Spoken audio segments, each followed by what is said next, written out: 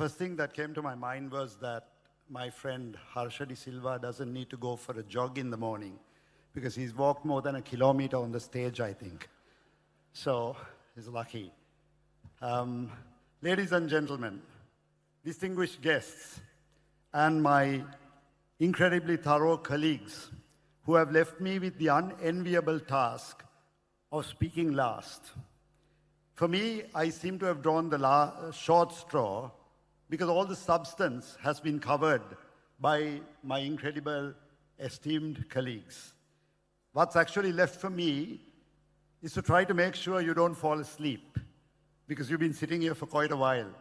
And I'm going to try because they've talked policy, they've talked numbers, they've talked strategy, and here I am left to do what politicians are usually good at, talk shop, which I'm good at too. But seriously, it's not just about an economic policy.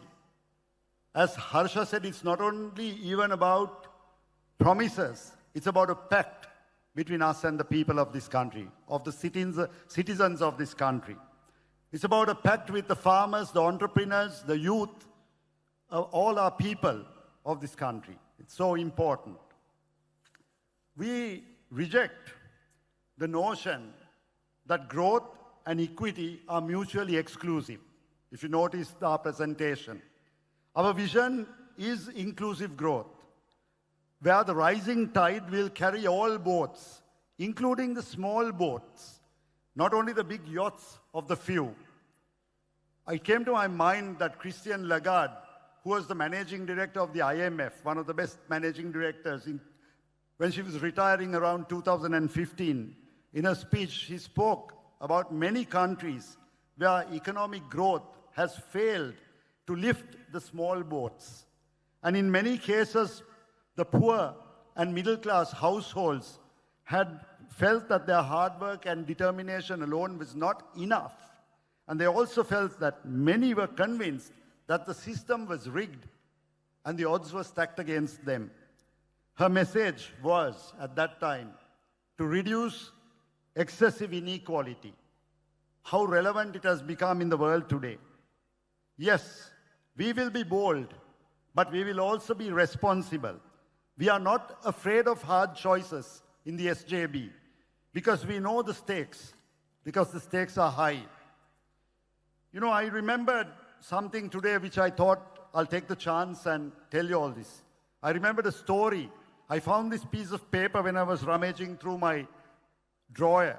This is a piece of paper I wrote when I was 16 years old as a student about socialism, communism, and capitalism. And I just took it up and I rewrote the little thing because I wanted to tell you this story because it gives us a strong message. The story is about the modern Little Red Hen. Once upon a time, there was this little red hen which lived in a farm, and it was scratching around in the barnyard when it found some grains of wheat. And it called out to the neighbors and said, "If we plant this wheat, we will have bread to eat. Who will help me plant it?" "Not I," said the cow. "Not I," said the pig. And "not I," said the duck. And "not I," said the goose. "Then I will," said the little red hen, and she planted the grains of wheat. This wheat grew and opened into golden grain. Now again she asked, the little red hen asked, "Who will help me reap my grain?" "Not I," said the duck. "Not in my classification," said the pig. "I'll lose my seniority," said the cow. "And I'll lose my unemployment compensation," said the goose. "Then I will," said the little red hen, and she reaped the grain. At last it was time to bake the bread. And she asked again, "Who will help me bake the bread?" And everybody, as usual, "That will be overtime for me," said the cow. "I'll lose my welfare benefits," said the duck. "I am a dropout and I have never learned," said the pig. "Well, if I am to be the only helper, that is discrimination," said the goose. "Then I will," said the little red hen. And she baked 5 loaves of bread and held it up. Now, when they all saw the bread, they all wanted a part of the bread. In fact, they demanded that the bread should be shared. But the little red hen said, "No, I bake the bread. I work for it. I eat it myself." Then what did the neighbors do? Excess profits, yelled the cow. Capitalist leech, cried the duck. I demand equal rights, shouted the pig. And the goose just screamed out. Then they hurriedly painted unfair picket signs and marched around shouting obscenities. Now, this is a very common thing that we've seen around happening in our country and in many other countries. I want to give you the message that we believe in equality, in social justice, but it is crony capitalism that we will not tolerate. There will be zero tolerance, as my friend Iran said, as Harsha said. For entrepreneurship, we will support the local domestic entrepreneurs. For those who are working hard to be globally competitive, to build a domestic industry that's strong, that can face up to competition the world over. Like the Little Red Hen, for those who are entrepreneurs, the opportunity, what the government can do for you is what we'll stand up for. Ladies and gentlemen, as I told you, you heard numbers, you saw strategy, and you saw what we are going to do policy. I want to tell you why you should believe in Sajith Premadasa and not the other candidates. I want to tell you that there are other candidates. The country has to make a choice. This is about one of the most crucial elections in our country. It's going to make or break our country.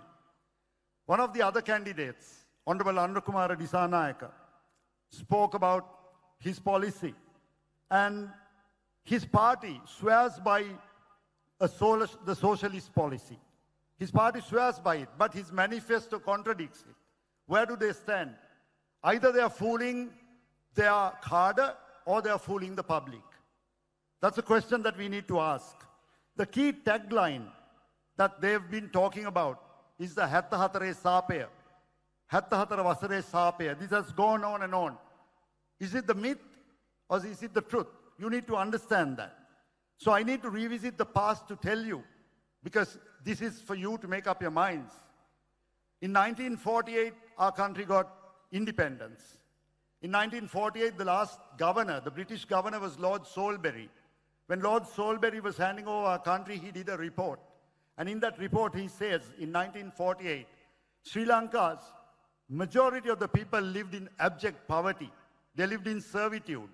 That was the society that our leaders inherited in 1948. I would like to show you the first slide here. In 1948, our literacy rate was something like 35%. 65% of our people couldn't read or write. By 1994, it came to 94%, near 100%, because of free education. That was the change. In 1948, our life expectancy was just 45 years. People died at 45, majority of them. Life expectancy went to 75 years because of free health. Then, in the next slide, you will see that food security. When we took over in 1948, there were only 6 million people. The population was just 6 million. And we produced only 36% of our rice production in this country. 66% was imported. But by 1994, we had a 15 million population, but we became self-sufficient in rice. That was how Sri Lanka moved on. So, is that the 74 years Hatta Hatare Sapaya? How did we change that? So, in the next slide, I want to show you, there was a paradigm shift in 1977. Some people say the beginning of the end was in 1977. But the end of the beginning came much later. I'll tell you how that happened. But in 1977, we did a paradigm shift and we moved the country to an export-led economy. The next slide, please. So we had an export-led economy, right? At that time in Sri Lanka, in 77. And there we built up the free trade zone, the garment industry, foreign employment, and foreign direct investment. When you take the foreign direct investments during that period, I need to remind you that there was the leftist socialist movement that kept on intervening and obstructing any development and moving forward. At that time, when there was a road being built in 1967 in Vellavaya, a simple road, it was a long straight road for kilometers, one straight road. And the JVP and the leftists took up the position that this road was being built for USA, American planes to land on them. That was how ridiculous was the allegations that was made. In 1980s, there were Japanese companies like Toyota, Mazda, and Honda, along with other international investors who came in to set up factories in Sri Lanka. But the JVP protested, and they disrupted the economy at that time, and all these companies left Sri Lanka and went away, and they invested in Thailand and in Malaysia. And the automobile industry has grown in those countries. That was the opportunity that we missed. Calculate this and see. In the global value chain, when you look, the intermediary accessories production, the industrial production, including vehicles and vehicle spare parts, is one of the main components of exports in the world today. If you look at it as a percentage of total exports, because we lost that opportunity, Thailand exports 48% of their exports in intermediary products and accessories like that, and in the automobile industry. Malaysia exports 42%, and Sri Lanka still stands at 5%. So you can see the missed opportunities. One other glaring issue that I needed to show you is that Sri Lanka, the loss in education, what happened? Because the JVP's only consistency is their inconsistency. I saw their manifesto. In their manifesto, in the JVP manifesto, they talk about private education. And now they talk about regulating private education. But in the 1980s, there was a white paper on education, which was groundbreaking to bring up our skills to international standards. But the whole country was almost burnt down when that paper was brought, and they stopped the move. In 1980s, there was a move to bring a non-profit private medical college, a government-supported not-for-profit medical college. Dr. G.M. Hinnilame was made the doctor in charge to set it up. J.R. Jayawardena, the then president, set it up, and he opened it on the 21st of September in 1981, the Ragama Private Medical College. And the JVP started opposing it. In 1988, the JVP set fire to the administrative building. And by 1989, President Premadasa, under severe pressure, had to shut it down. But other people were watching this. Mahathir Mohamad looked at this. The moment he saw they were closing it down, he got his Minister of Education to talk to the faculty of all the professors who were in the medical college. And he took the whole lot over to Kuala Lumpur, set up the same university in Malaysia. Today it is the International Medical University. Today, every year, 125 Sri Lankan students go and study there. You can calculate the economic loss for our country. We could have set it up in our country. Friends, this was the loss we made at that time. However, the next slide, please. With all these challenges, Sri Lanka's position in 1994, as you can see, our exports as a percentage of GDP went up to 32%. Our government revenue as a percentage of GDP was 22%, which is by far any developed country has those figures. We were in par with the emerging tigers, and we were along with those countries. In 1980s, Deng Xiaoping, the then president of China, sent a delegation to Sri Lanka to look at our FTZ and to copy the model and to set it up in China. They did the exact copy. And today China is the economic powerhouse of the world. But because of the leftists blocking every move for Sri Lanka to expand, we got stuck in the mud. That is why we needed to change. Now, economists, next slide please. Economists in Sri Lanka refer to 2004 as the trigger point at where our crisis started. Why do they say this? Because in 2004, there was a JVP Rajapaksa alliance government formed. And what happened? Next slide, please. In 2001 to 2004, that period, there was a government which understood that we had to make some structural changes. We had to go for some massive reforms. And those proposals were made to reform the public sector, the CEB, the CPC, also restructure inland revenue, which we are still talking about, the customs and SOE reforms. That was in 2001, 2002. However, that was blocked by the JVP. They got together with the Rajapaksa government, toppled that government, started a hate campaign. They talked about various things and anti-market reforms, and then they stopped the whole process. As a result, next slide. As a result, what happened was the JVP Leftist Alliance government was formed. And between 2004 and 2015, if you take the SOEs, the losses of the SOEs came up to nearly 1 trillion. So you can imagine what happened. And also, if you take the public service, actually between 1994 and 2004, there was an attempt to reduce the number of people in the public service. It came down. But again, from 2004 to 2014, the number of people in the public service went up. These all are reasons why we have got into this position. We need to understand why and who is responsible for this. Next slide, please.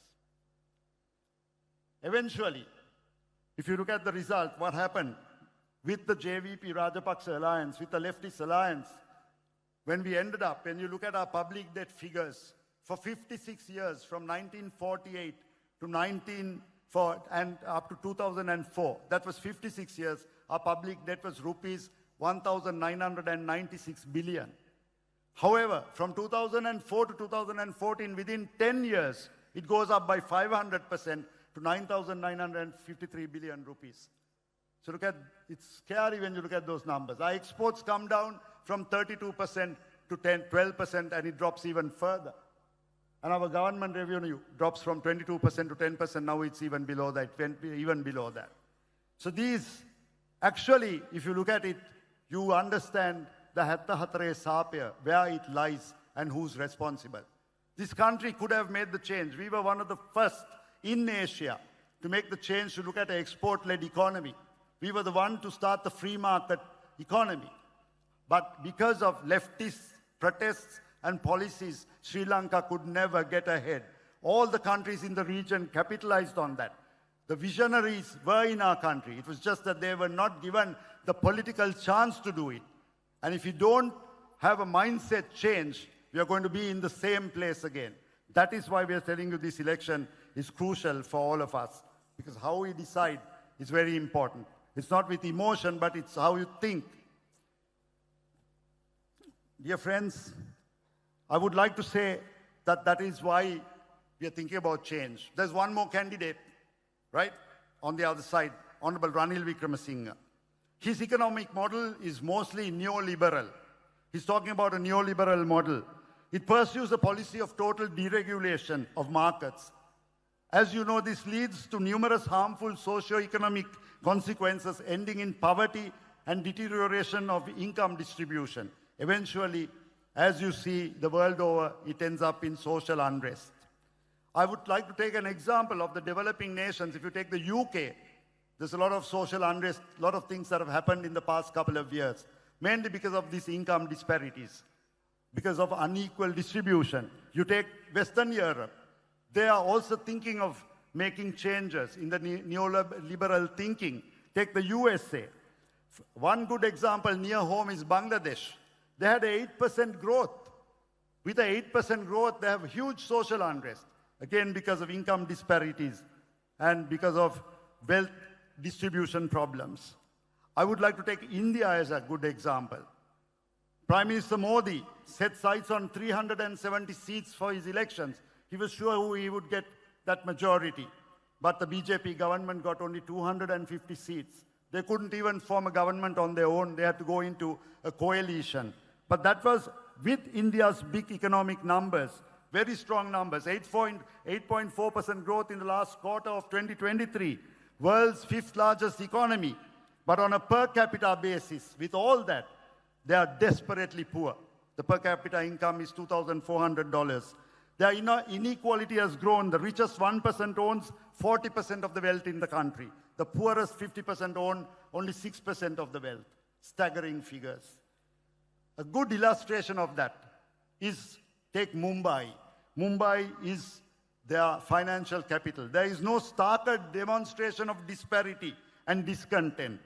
This financial center, Mumbai, is home to both Mukesh Ambani, Asia's richest man, and it is also home to Dharavi, the world's third largest slum. So you can imagine what big capital does. It doesn't solve all your problems. Ladies and gentlemen, what does SJV stand for? My colleagues explained to you. They spoke about good governance. They spoke about inclusive growth. They spoke about the economic numbers, the policy, how we are going to get this done. Because we've seen this. We've seen the issues, we've studied it, and we think that Sri Lanka has to take the right decision. That's why our political ideology, next slide please. That's why our political ideology and our economic model rests very importantly. Whilst our political ideology is based on social democracy, our economic model is derived from it, which is the social market economy, which fosters equitable growth by harnessing the power of the markets whilst ensuring economic justice and social protection for all. This is very clearly stated in the blueprint. That is what we stand for. We are very clear with our policy. We are not like others who change. They say the same thing and contradict it in the next page. Everything we say, we stand for it. That's how important it is. Political and economic stability actually is a primary requirement for growth. Without political and economic stability, you can't do it. But political, economic, and stability is like having a 3-layer cake on your lap when you're traveling in a 3-wheeler on 3rd Cross Street at breakneck speed with a 3-wheeler driver taking you through.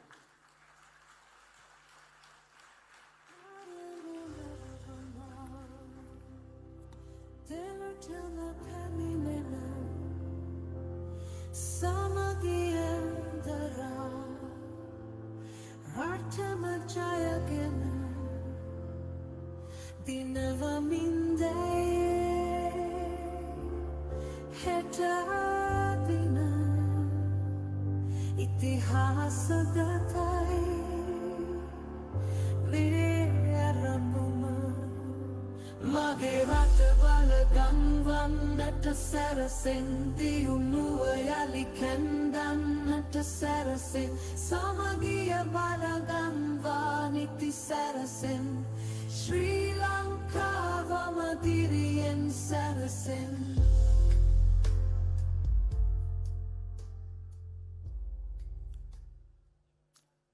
Ladies and gentlemen, we are happy our president is here. I would call him our president. Because when we started, there was a perception that there were 3 front runners. Now there is only one front runner, and the others are just runners. So I'm so happy to continue with our president here. I'd like to tell you all, you experimented in 2019. That experiment failed miserably. We crashed. There are countries that have collapsed more than once for choosing the wrong government, the wrong leaders. We could collapse again if you make that wrong choice. That's how dangerous it is. That's how important this election is. In Sri Lanka, in the king's days, one of the greatest rulers, one of the greatest kings who ruled Sri Lanka was Mahaparakramabahu in the period of 1153 up to 1186. He was the first king. He was the first ruler in Sri Lanka to set up export processing zones in Dakshina Lanka. He set up the EPZ, export processing zones, and it was called Antaranga Durya. The Antaranga Durya had special officials to manage it. That's how far the king thought. The Antaranga Durya went so far that the king even sent ambassadors in the 12th century to Egypt and other countries to promote trade. And he prepared our exports for cinnamon, for gems, honey, ivory, and processed timber. See how far the king thought. That was one of the greatest periods of Sri Lanka's economic growth, that Mahaparakramabahu's regime. What I would like to tell you is, for what Honorable Harsha De Silva and Honorable Eran Vikramaratne presented, the blueprint, a model that is practical, that can move this country to another dimension. We have an opportunity with a president, with a leader such as Sajith Premadasa, an era beyond that of Mahaparakrama Bahu's reign, an era to capture the world market, an era of inclusive growth and shared prosperity. Sajith Premadasa for president. Thank you.